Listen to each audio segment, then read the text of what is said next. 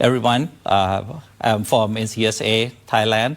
Yeah. Regarding the cyber situation and cyber threat from the hacktivists, we are stand ready with all the organizations in Thailand who run the critical services for Thai citizens. We are prepared in terms of protection, detection, and preparation to do incident response. Okay. So to continue the cyber services and cyber resiliency for all Thai citizens. Thank you very much. So that's a great reassurance remarks by the Secretary General of the National Cyber Security Agency, or NCSA, Air Vice Marshal Amon Chomchoi. ขอบคุณครับ For the Ministry of Foreign Affairs, in our communication with the international community on points that we feel the need very much so to clarify, I have 2 points today. The first regards the military operations in the areas of historic sites. We heard from the Department of Fine Arts just now, from the Director General of the Department of Fine Arts, whose intervention will be summarized further by our spokesperson for defense. This regards the historic sites that we have placed a lot of care on in Thailand. Cambodia has made unfounded allegations that Thailand's military operations have caused damage to historic sites along the Thai-Cambodian border. Thailand has clear evidence, clear information, facts on the ground that the Cambodian side has used those historic sites as military bases. And you can see on the screen now we have photographic evidence, video footage of trenches being dug around various historical sites in Thailand. They have been used to store weapons, and they've been used as a site from which to launch attacks against Thai forces. These actions constitute a clear violation of the Hague Convention as well as the World Heritage Convention. And you see those conventions named on the screen in front of you. Both conventions invite or oblige both states parties, not just one states party over the other, which includes both Thailand and Cambodia, to protect and refrain from using historic sites or cultural property for military purposes. Thailand's actions are legitimate in self-defense when being attacked from any venue that we deem as military target. And these actions, in fact, do not constitute a violation of the Hague Convention, which provides a clear waiver for these circumstances. The UNESCO has called on both parties to work together to protect cultural property along the border, but unfortunately the Cambodian side took this opportunity to deliberately distort information in attempt to mislead the international community into focusing solely on Thailand. This once again demonstrates Cambodia's lack of sincerity. Thailand calls upon Cambodia to cease the use of historic sites and cultural heritage for military purposes and to put an end to repeated distorted information or its dissemination. The second point that the Ministry of Foreign Affairs would like to clarify regards the recent announcement by the Ministry of Interior that suspended travel for Thais as well as other nationals along the land border. This means along the land border crossings. There was additional information shared by the President of the Senate, Hun Sen, yesterday, which also alleged that the reason for the announcement was because of the security and safety situation on the ground. The Thai government, the Thai armed forces would like to confirm that the areas at which the border crossings are placed are safe for travel and are secure. So please be assured of this confirmation from the Royal Thai Armed Forces. Thank you. So a very good morning to all of you and welcome to the press briefing by the Joint Press Center on Thailand-Cambodia border situation on the 15th of December this morning. So I'd like to start off with the principles that we uphold throughout the operations, starting off with the 7 principles that Thailand stands firm with, namely, we are not the aggressor. We have been attacked, and of course, our sovereignty has been taken away. So it's our right to defend our motherland and defend our sovereignty. So Thailand is not the aggressor, and we adhere to the international rules of engagement, all the international rules, be they the United Nations Charter, Article 51, the inherent right to self-defense, as well as the international humanitarian law we strictly follow. Avoiding civilian impact, of course, that's one of our primary objectives, is to avoid the collateral damage to civilian properties and lives. Another issue is, of course, the limited and targeted operations, because we realize that the collateral damage can be caused by the attacks. So, of course, we try to limit as much as possible by using the high technology weapons, namely the bombs, the laser-guided bombs used by the Royal Thai Air Force in conducting the precision target bombing, as well as other armaments and equipment used by other armed forces as well in terms of conducting the limited and precision targeted bombing. Evacuation is Cambodia's decision. Of course, the late evacuation, which caused havoc among the Cambodian population in the early days of the operations, was actually caused by the Cambodian indecisive action in terms of evacuating the civilians affected. And primarily, those were actually Cambodia's decision to do so. Upholding the highest humanitarian principles, of course, that goes back to the earlier points that I just made about the protecting civilian lives and properties. And we conduct our operations strictly in adherence to the humanitarian principles. And last, but by no means the least, is ready for sustainable peace. Thailand stands ready for peace and security, but peace and security has to be secured based on safety and security of the people. And these are the 7 rules that we still uphold due to the dynamic nature of the operations that are happening around today. The 7 points here have been placed some focus and shortlisted into the 4 points. And these are the 4 points that I like to mention, that the primary objective now in the recent days have been humanitarian considerations. And Thailand's action as restrained and precise, aimed solely at reducing threats while avoiding harm to civilians and civilian infrastructure. Another thing is that, of course, hostilities have significantly decreased.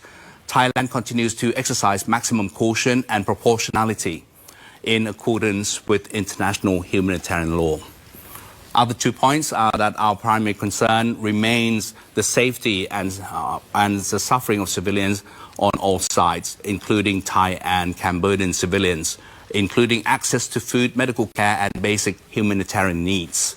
And last is Thailand seeks not destruction, but de-escalation, stability, and conditions that allow humanitarian considerations to prevail over violence. Again, I like to emphasize our motto is that we desire peace. We desire peace, but peace must come with safety and security of the people. So these are all the 4 points that we are focusing on as of now. Now, we've had the Director General of the Fine Arts Department under the Ministry of Culture, who came to explain about the effect that may have been caused on the cultural heritage sites. Some of the cultural heritage sites have actually been used by the Cambodian armed forces, Cambodian troops, as part of that fortification and the strongholds, and as evidenced by the pictures and some of the video footages that we have seen over the past months or so. And of course, the Director General of the Fine Arts Department came out and assured to the members of the public that these structures or these sites are restorable, can be renovated. However, they've had experience of renovation and restoration of some of the past historical sites, namely Phnom Rung, Phnom Dong Rap, and some other areas within the Thai sovereignty. But he understands that there could be some some collateral damage to those cultural heritage sites due to the fact that the Cambodian troops have been deploying and using those cultural heritage sites as their fortification. However, Thailand never, I like to stress on that point, Thailand never desires to cause any damage to the World Cultural Heritage Sites per se. All right, so that's what the cultural representative, of course, the Fine Arts Department Director General came out to reassure to the members of the public that even though there might be some effects to the cultural heritage sites, they are restorable. And this is the timeline, of course, of the events that happened yesterday throughout the day and until the early hours this morning. And of course, some of the highlights that I like to mention is, of course, the latest issue of order by the Second Army Area enforcing order to prohibit the export of fuel and military supplies at the Chong Mek permanent border checkpoint, which I like to say that Chong Mek is the border checkpoint that we connected with the with the Lao People's Democratic Republic, Lao PDR. And of course, the effect could result in some of the inconvenience to the Lao people. But this is the least desire that we want to have on the Lao People's Democratic Republic people. However, because we've had information and intelligence informing us that the fuel and military supplies that have gone through Chong Mek area have been used and supplied to the Cambodian armed forces for their military operations against the Thai troops. So that is the reason why the Second Army Area has to come up with this enforcing the order of preventing the passing of the fuel and armaments through Chong Mek area. And they have, as evidence here, the document issued by the Second Army Area. And the actual stopping of the supply through Chong Mek actually was in effect at midnight today. The Army representative also came up and explained about the effects of the destruction of the bombardment, shelling of the artillery and BM-21 rockets from the Cambodian troops on Thai civilian homes. And these are the results of the effects. And yesterday, one civilian was actually killed as a result. And of course, the local administrations have issued orders to evacuate all the civilians who may be residing in the area, because now the bombardment of the Cambodian troops onto the Thai sovereignty and Thai territory have been widespread throughout the area, not just focusing on the military targets anymore, but more on civilian targets. And now this is a quick look at the overall border situation across the 7 provinces, right from Ubon Ratchathani down to Trat province. And the fighting is still ongoing across the border, with majority of the areas have been regained by the Thai authorities in terms of regaining our sovereignty from the Cambodian armed forces, and we have been able to push them out. However, we have to remain precautious because some of the areas are still being attacked and fired back by the Cambodian armed forces in retaliation per se. And of course, these are the summaries of the casualties and fatalities that we estimate would have caused to the Cambodian armed forces.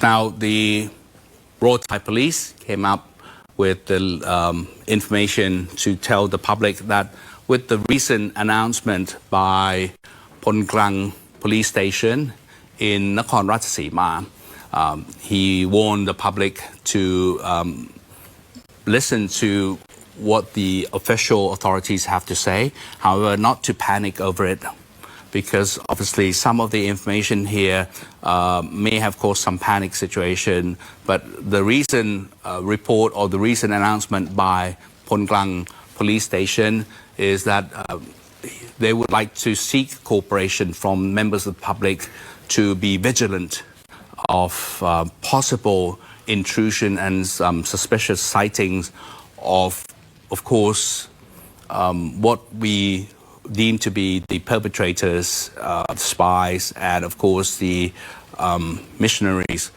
coming in to work in Thailand and operate in Thailand soil. So obviously they warn the public to be alert and be vigilant as per se. Now the fake news issue here that has gone viral in the Thai social media recently. This is basically the use of mosquito fogging equipment to prevent the spread of the disease. However, the Cambodian authorities have used this to say that the Thai authorities have been using chemicals against them. I'd like to deny that allegation, because this is the mosquito repellent or mosquito fogging equipment, and we never think about using chemicals whatsoever on anyone. So please be careful when you see any news and information, in particular coming from Cambodia, because majority of them are fake. Right. So we now back to question and answer. In regard to the question by the public on whether the Royal Thai Navy is actually planning to close off the maritime communication lanes from the public or from the commercial trading. The answer to that is no. We do not intend to close, or a lot of media has used the word blockade, or even to stop the transportation and the commercial shipping lane. We're not doing that. We are actually aiming to restrict the transportation of commercial goods only for Thai registered vessels. Because we have had information telling us that there could be some supply of petrol, fuel, and other armaments from Thailand to Cambodia. So we are now enforcing this measure primarily to stop the use of Thai registered vessels as transportation of the fuel and other possible armaments to support the Cambodian troops. So that is quite clear on the particular issue. It's not a blockade, it's not a stoppage, it's only a restriction of Thai shipping vessels, Thai registered vessels from traveling to Cambodia. Minimum collateral damage. The fake news by the Cambodian to discredit the Royal Thai Air Force is all false. All operation by the Thai military based on the attempt to safeguard the national sovereignty, protect national interests, and for the well-being of the Thai people. All targets that were selected for the strike are all the military purposes. No civilian casualty were aimed for, and we would like to reaffirm to all the community that we will do whatever it takes to safeguard our national sovereignty, protect national interests, and for the well-being of the Thai people. All that conduct based on the effort for the national sovereignty with the principle of humanitarian consideration. Very good. Thank you very much, Khab. The question to that answer was actually on the allegation by the Cambodian authority whether Thailand has been using their precision bombing against or on the civilian targets, and we've just had the confirmation from the spokesperson of the Royal Thai Air Force that the bombing was actually done on the military targets only, and never used on any civilian targets. And of course, that's the reason why we have to resort for the precision bombing, because that needs to be precise and to hone in to only military targets. Okay, the question was actually on whether the enforcement of the restriction of vessels, the shipping vessels in the Gulf of Thailand would cover other nationalities, other national registered boats or vessels. The answer to that is that at the moment we are not intending to expand that coverage to restrict other national registered vehicles. We are enforcing this restriction only on the Thailand registered vehicles only. So the question was actually on the explanation whether it will be required to explain to the Lao People's Democratic Republic authorities and the people of Laos on the recent enforcement of the order restricting the transportation of petrol and fuel, including the armaments across Chong Mek area, which is actually opposite Lao PDR. Of course, the Ministry of Foreign Affairs deputy spokesperson explained that, yes, we intend to explain all this to the relevant authorities concerned in order to, of course, dispel the possible misunderstanding that we do not intend to involve any third country or third party into this conflict between Thailand and Cambodia. In answering to the question whether do we have any information regarding where the shipment of the fuel and armaments could have come from, whether it could have come from the third party or third country. In answer to that, this is a classified information and we cannot disclose that information to the public. However, we deem that according to our intelligence, we have had information telling us that there have been reports of this petrol and armaments actually being used to supply the Cambodian armed forces. And of course, by cutting off this logistical route or supply to the Cambodian armed forces, we deem that it is an attempt and at least a very important step that we could do in order to end the fighting as quickly as possible. And of course, by cutting off the supply here, we will be able to reduce the risk of the loss of lives, especially to the innocent civilian people who may have been affected as quickly and as little as possible.